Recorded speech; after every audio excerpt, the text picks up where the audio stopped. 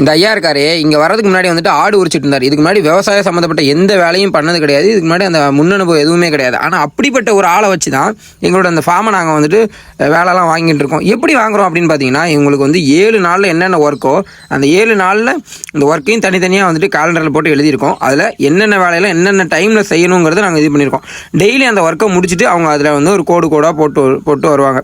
அதுக்கப்புறம் இவருக்கு முதல்ல இவருக்கு மருந்து எப்படி வந்துட்டு மருந்தடிக்கணும்னு தெரியாது. நான் தான் முதல்ல வந்துட்டு மருந்தடிக்கிறதுக்கு வந்துட்டு முருங்கை மரத்துக்கு மருந்தடிக்க சொல்லி கொடுத்துருந்தேன். வெறும் தண்ணியை கலந்து ஐயா இப்படி தான் அடிக்கணும், இந்த மாதிரி தான் அடிக்கணும், எந்த நேரத்தில் அடிக்கணும் அப்படிங்கிற ஒரு விஷயத்தையும் நம்ம சொல்லி கொடுத்துருந்தோம்.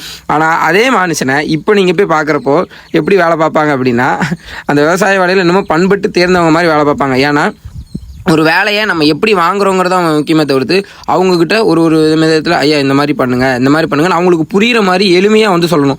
அப்படி சொன்னோன்னா அந்த வேலையை வந்து அவங்க சரியாக செய்வாங்க. அது மட்டும் இல்லாமல் இன்னொரு விஷயம், அவங்கள நம்ம எந்த அளவுக்கு கவனிச்சிக்கிறோமோ அந்த அளவுக்கு நமக்கு தேவையான அளவுக்கு அவங்க வந்து அந்த தோட்டத்தை அவங்களோட தோட்டம் மாதிரியே பார்த்து நல்லா வேலை பார்ப்பாங்க.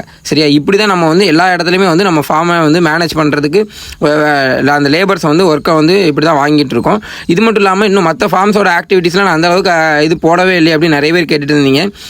இந்த மாதிரியான ஒரு சில விஷயம்லாம் வீடியோஸ் போட்டு அவேர்னஸ் வீடியோலாம் போடணும் அப்படிங்கிறதுனால அதை நான் ஹோல்ட் பண்ணி வச்சுருந்தேன். பட் இனிமேல் அந்த வீடியோஸ் எல்லாத்தையுமே நான் ரெகுலராக போஸ்ட் பண்ணுறேன். உங்கள் தோட்டத்தில் வேலை பார்க்குறவங்கன்றது நீங்கள் எந்த மாதிரி முறையில் வந்துட்டு வேலையை வந்துட்டு செய்ய வைக்கிறீங்க அப்படிங்கிறத மறக்காமல் கமெண்ட்டில் சொல்லிட்டு போங்க, நானும் தெரிஞ்சுக்கிறேன்.